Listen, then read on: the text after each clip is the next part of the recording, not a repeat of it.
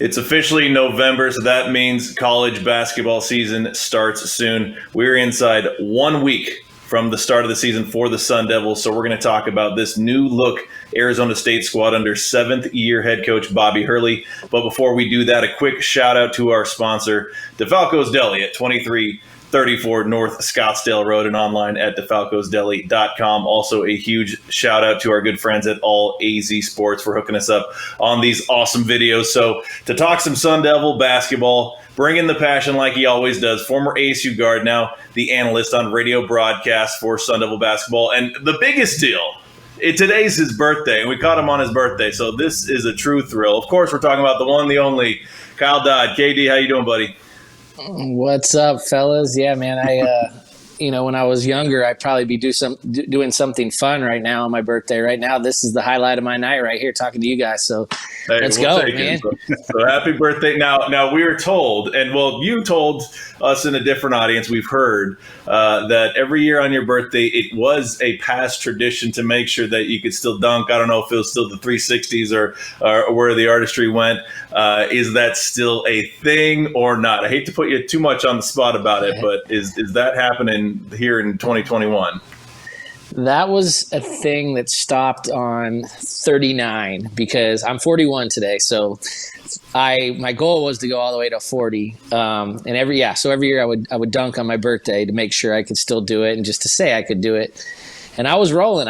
Every year the dunk got less and less impressive. And like the last couple of years, I like rattled it home, maybe like laid it in and then held the rim for a second. But yeah, I had knee surgery. I find that I'd never had any major injuries my entire career, like barely even sprained my ankle. Like one time I was really blessed. And I had knee surgery. I think I tore my meniscus like getting out of bed when I was like 38 or something. So I missed it on my 39th, and I just didn't even try last year on the 40th. And then there's zero chance of me attempting it today. So all right. So there's still, you got it more often than you didn't. So it's still a good memory. So talking about another date, March 7th, 2020 feels like forever ago, creeping up on 20 months ago. That was the last time Sun Devil basketball had a regular season game in front of fans in Tempe. So we're less than a week away from that getting started. What's that going to be like for you to have that atmosphere back at Desert Financial Arena? I cannot freaking wait. I am so excited for, that game, just to be around people. I mean, last year was just so weird. I mean, there was times, there was family members there and stuff, but we broadcast from up top, me and your dad. And there was times when, like, me, and I know you guys, this will shock you, but sometimes I get on the officials, and there was times last year where like I said something like, I said, that's unbelievable. That is such a bad call or something like that. And then like I remember one time specifically, like the entire USC bench like turned around and like looked up to like, who just said that? I'm like, yeah. And so it's hard to be critical. It's hard to talk about the officials. It was weird. So I just can't wait to see people. I can't wait to see the regulars. I can't wait to see the students in the stands, and it's going to be awesome. I think the kids. I feel bad for those guys last year that, like a Josh Christopher who, his 1 year at college basketball was, he didn't get that experience, that atmosphere. But I know we'll certainly appreciate it a lot more now that we know what it's like without it. Now, your arch nemesis, Doug Tamro, likes to say that the windshield is much bigger than the rear view mirror. So mostly we'll be talking about the season ahead. But looking back real quick, obviously it was such a weird year. So many challenges for not just the Sun Devil program, but every program out there. When you kind of take that up and down year in its entirety, what were some of the biggest lessons that you took away from last season? I mean, honestly, just any chance that the kids got to play. Like, we had so many games canceled or postponed, and any chance they got a chance to play, I just thought it was cool. Win or lose, it was such a weird time. It's still a weird time in our world, and just to see those guys out there competing and playing a game they love, and just to get away from, they were getting tested every day. There were so many protocols. It was just not when they traveled, they couldn't even have you're playing a 3-hour college basketball game, and they weren't allowed to drink water on the plane home because they had to be masked up, and they couldn't even have any water. I mean, that's not ideal. But even like the U of A game, like I remember, when U of A came down, they beat us at the buzzer, unfortunately, and it's like I wasn't even that mad like I normally would. It was just kind of like cool to see both teams out there competing in a rivalry game, and at least there was some energy on the floor and stuff. But it was just nice when they got the chance to play, and I think it was so bizarre when you look back on it, and I can't wait for it to be normal this year. Now, how big was it for this year's team to get a couple of big names in Kamani Lawrence and Marcus Bagley to decide to come back for another run? Oh, I think it's huge. Obviously, Kamani had a really good, end of the year last year, and has been a guy that throughout his career has had moments here, and had an interesting start to his career. Injured, and then he was part of that 12U, the guard U team, or 12-0 guard U team that was number 3 in the country, and he came back, right after that run, and kind of try to feel his way into the lineup. His freshman year, had a really good sophomore year, then maybe a little bit of a down junior year, and then I thought he played, like I said, pretty well last year, especially at the end of the year. So to get him back, obviously some leadership, some experience. He's really worked on his body. He's definitely bulked up, and then to have Bagley back, that's a kid. That's a guy that was probably going to go in the first round. I mean, that's a big time addition to your roster. Having him back, he was never quite healthy last year, and I think when he was, the game was totally different. ASU played totally different. I think he's going to be a sleeper to win. He could possibly be a player of the year candidate in the league. There's going to be a large number of new players, new faces around this program. But of the guys that are coming back that have been around Tempe for a little bit, who's a returning player that you expect to make a big jump forward this season? Jalen Graham, probably. I mean, I think he's been on the cusp the last couple of years. The skill level, the talent is there. The athleticism is there. He kind of had that younger version of himself. He had trouble staying on the floor sometimes with foul trouble, and that kind of haunted him, the last couple of years. But I just think he has all the tools, and he has, really good pace in the post. He's, like I said, very gifted athletically, blocks shots with both hands defensively. I just look for him to make a big step this year. Marion Jackson is the reigning MAC Player of the Year, has earned rave reviews so far during his time in Tempe. When I had a chance to talk to him, he really impressed me. He really kind of has that dog mentality that you look for in that type of player. What kind of impact are you expecting Marion to make this year? I think it's going to be big time impact. I think obviously what he did in the MAC speaks for itself, but he's not shy. He can shoot the basketball. He can shoot it well. He can do a lot of everything. And I think this team, you'll find. I know if you've heard Bobby say it recently, but you'll find. I think this team probably is going to really enjoy playing together. It sounds like they really like to move the basketball and share the ball. And you can go at it from a number of different ways with this team, and added some length and size, which has been huge, and so I think it's going to be a really fun team. It's funny because they're kind of flying under the radar. It's unknown right now, but some magazines, which I never pay attention to these guys anyway, but some have us picked 4th, some have us picked 11th or 12th, or it's just crazy. So it'll be interesting to see how it all comes together. Luther Muhammad came over from Ohio State, sat out last year. Now he's going to get a chance to show off what he can do. It seems like he's really also emerging as one of the key voices, one of the key leaders on this team. What kind of player do you think he can be for this Sun Devil squad? Yeah, I think that's exactly what I've heard. I talked to the strength coach Daniel Marshall over the summer, and he just told me that. He said, as good as Zylan Cheatham was as far as a leader goes, he said Luther's right up there, which I will tell you from being around the program the couple years that Zylan was around, that's pretty impressive to say that he's the type of leader that Zylan was, because he was a heck of a leader. And I'm excited. I think he's got a little junkyard dog in him. He's got energy. I just remember seeing him around last year. It looked like he was just itching to get on the floor and itching to try to help the team. Obviously, he had to sit out last year, but I think it's going to be fun to see how he can incorporate himself into this program. The team added some size with Enoch Bouchie, Alonzo Gaffney coming in. Also, as you mentioned, this is year 3 for Jalen Graham. Last year down low, ASU had some struggles. How do you think they're going to be down in the post, down low, playing in that rebounding game this year? I think it's going to be much improved. I mean, they added size, like you said. They added length. They added athleticism and depth. I mean, there's some depth there. You got guys that can coming in and out. There were so many times last year when, whether it was COVID issues or injuries or whatever, there's times where you're like, man, we got no bigs. Like we're going to have to, play 5 guards. But it's, they, like I said, I think Bobby did a tremendous job reloading.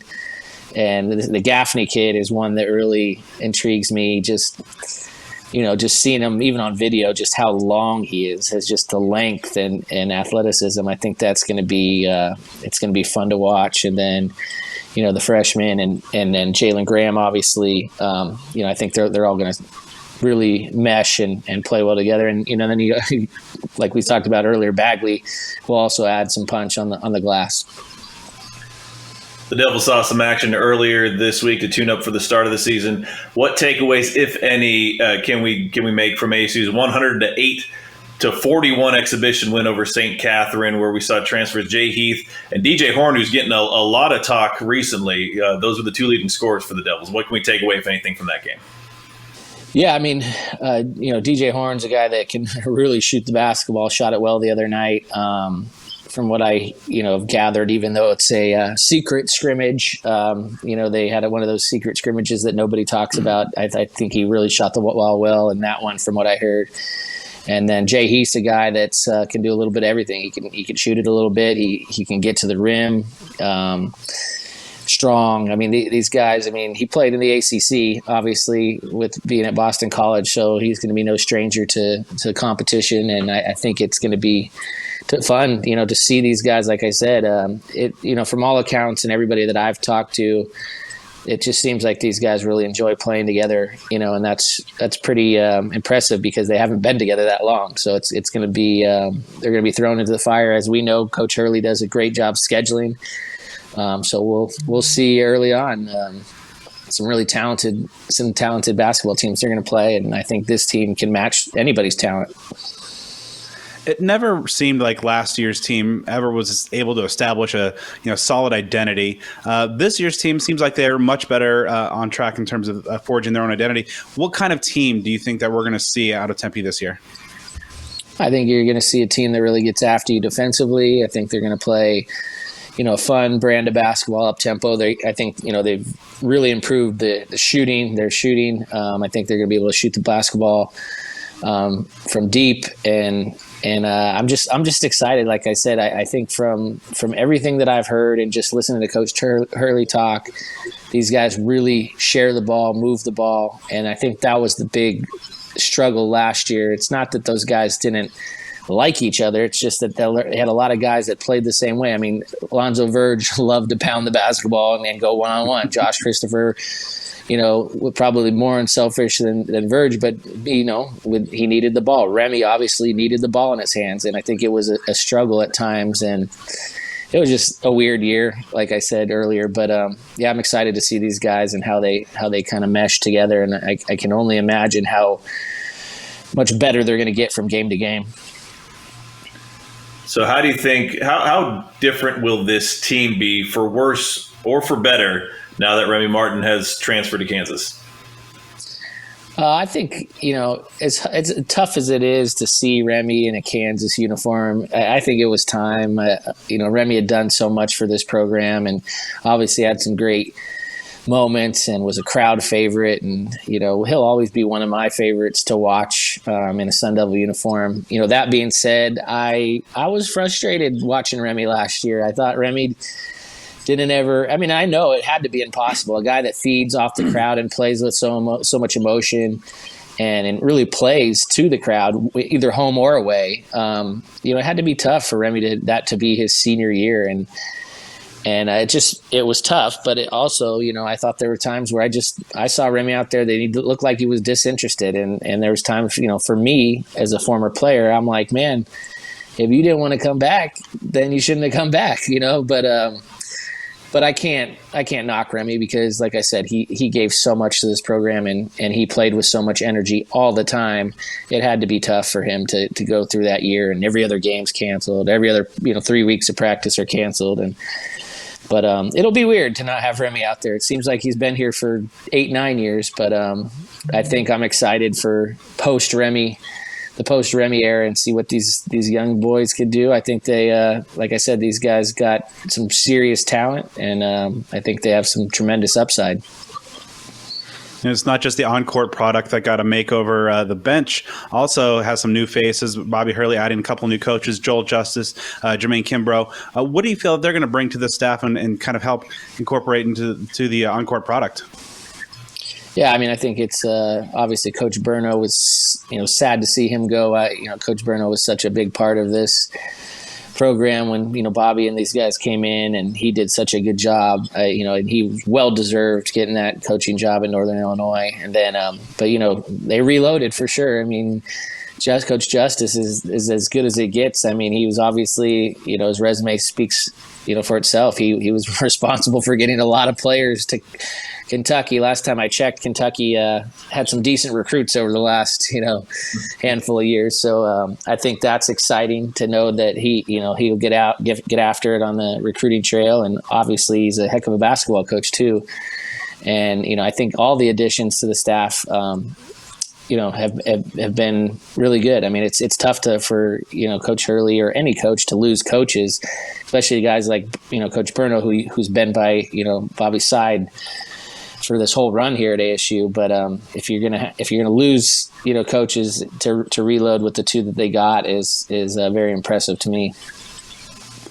Now, as you mentioned earlier, the external expectations are kind of all over the place. Some see the Sun Devils in the kind of top half of the conference, others, kind of down near the bottom. What do you feel the kind of the baseline expectations should be for this year's Sun Devil team?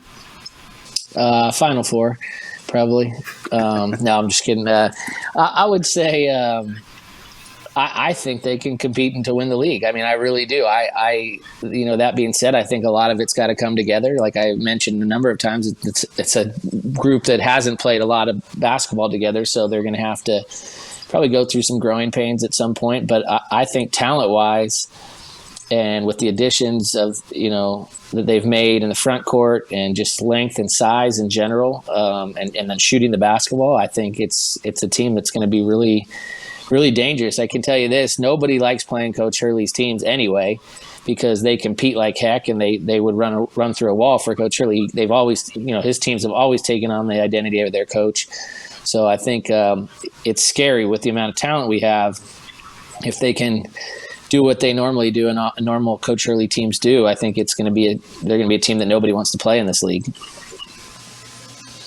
Well, KD, as always, we appreciate the insight and the passion. And, man, it's been way too long. I cannot wait to see you out at some ball games here this season, starting next week. So enjoy the rest of your birthday, and we'll see you out at some Sun Devil basketball games here very soon. Absolutely. Thanks, guys, man. It's good being on with you guys, and let's go kick some Trojan butt this weekend. We need a pick me up here. So let's do it. No doubt.